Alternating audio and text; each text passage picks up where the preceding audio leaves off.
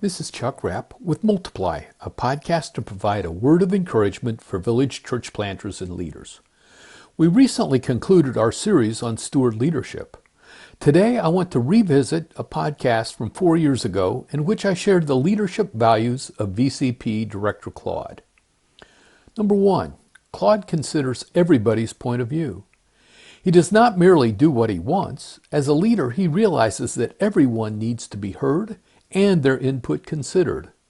I think of Philippians chapter 2, verses 3 and 4. Do nothing out of selfish ambition or vain conceit.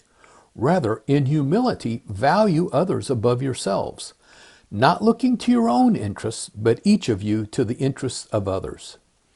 Good and godly leaders seek input from all involved and seek the Lord as they make decisions. We cannot please everyone with every decision, but good leaders can ensure that everyone involved feels like they've had the opportunity to be heard. Number 2, Claude is ready to help. This value is demonstrated in various ways. It may be providing training or counsel or help with a task. He's also established funds in the VCP budget to assist with key leaders' health or emergency needs. Claude serves those he leads by assisting them with both ministry skills and practical needs. Good, godly leaders seek to serve those whom we lead. Thirdly, I see Claude as adaptable with his behaviors. When it's time to be serious in work, Claude describes himself as the first one there.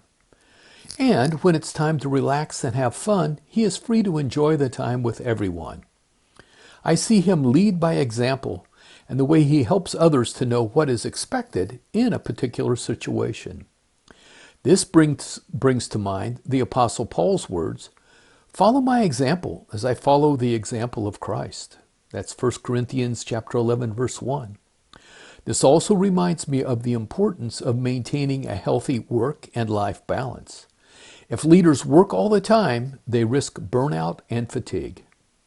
And fourth, Claude wants to transfer what he knows to others. This may be by teaching, mentoring, or in simple conversation.